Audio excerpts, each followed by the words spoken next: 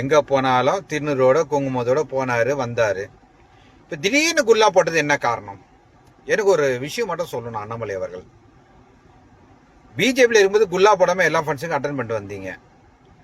அங்க இருந்து உண்மை முகமா இல்ல உங்களது பொய் முகமா? இல்ல இங்க வந்து குல்லா போட்டிருக்கீங்களே, இங்க உண்மை முகமா இல்ல பொய் முகமா?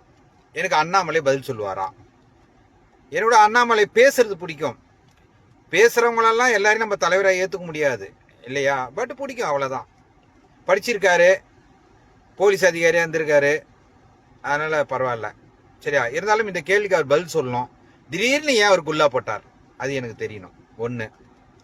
ரெண்டாவது, புதுசு புதுசாக முளைச்சி வரானுங்க கட்சி ஆரம்பிக்கிறேன்னு சொல்லிட்டு. இந்த தனுஷ் பார்த்த மேடையில் பயங்கரமான டைலாக் படிச்சு பார்த்து படிக்கிறார். பயங்கரமான டைலாக். அதில் எனக்கு ரொம்ப சூடு ஏற்றின ஒரு டைலாக் இருந்தது.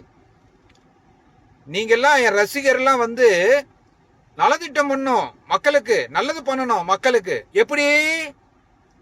நீ கோடி கோடியா சம்பாரிச்சு போயஸ் கடலை இடத்த வாங்கி பல கோடிக்கு வீடை கட்டி நீ கிரகப்பிரசம் பண்ணி ஃபுல்லா ஏசியை போட்டு நீ ஜாலியா இருப்ப.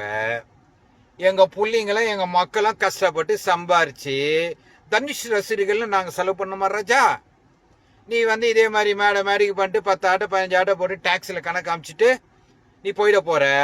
எங்க பிள்ளைங்க சாகனமா போதுண்டா எப்பா, இருக்கிற முதலமைச்சர்களே போதுண்டா எப்பா. ஏற்கனவே 2 பழசு முடிஞ்சு போச்சு, அந்த சாப்டர் ஓவரு. அதிமுக திமுக சாப்டர் ஓவர் ஆகி போச்சு. அடுத்தது விஜய் வந்துட்டாரு, ஏதோ ஓரளவுக்கு அப்படியே போயிட்டு இருக்கு. லஞ்ச ஊழல் எல்லாம் கொஞ்சம் அப்படியே கொஞ்சம் கொஞ்சமா அவாய்ட் ஆயிட்டு இருக்கு. இன்னும் அவருக்கு டைம் இருக்கு, கண்டிப்பா அவர் நல்லது பண்ணுவார் நம்பிக்கை இருக்கு. அடுத்தது அண்ணாமலை வந்திருக்காரு, அவருக்கும் கொஞ்சம் பார்ப்போம் எப்படி பண்றாரு பார்ப்போம், நல்லா பண்ணுவாரா என்னன்னு பார்ப்போம். சரியா? தனுஷ் எல்லாம் நீ எல்லாம் நான் என்ன கேட்கிறேன், இது வரைக்கும் நீ மக்களுக்கு எல்லாம் என்ன பண்ணிருக்கீங்க? கோடி கோடியா சம்பாதிக்கிறீங்க, என்னையா பண்ணீங்க? விஜய் ஆட்சி அப்பதுலேருந்து ஒரு மன்றம் மாதிரி ஆரம்பிச்சு மக்களுக்கு அது இது பால் ரொட்டி பிஸ்கெட்லாம் கொடுத்தாரு, பண்ணாரு. ஏதோ ஒரு ஆட்சி வந்துட்டாரு, ஜெயிச்சாரு, ஓகே, ஏதோ நல்லா பண்ணிட்டு இருக்காரு, ஓரளவுக்கு போயிட்டு இருக்கு. தனுஷுக்கெல்லாம் உனக்கெல்லாம் என்ன எப்படி சொல்றதுன்னு தெரியலப்பா எனக்கு. என்ன நினைச்சுன்னு நீங்கெல்லாம் வந்து அரசியலுக்கு வரணும் முதலமைச்சர் ஆகின்ற கனவுலையும் எனக்கு புரியல. நீங்க சம்பாரிச்சிட பண்றது மக்களுக்கு செலவு பண்ணுங்க.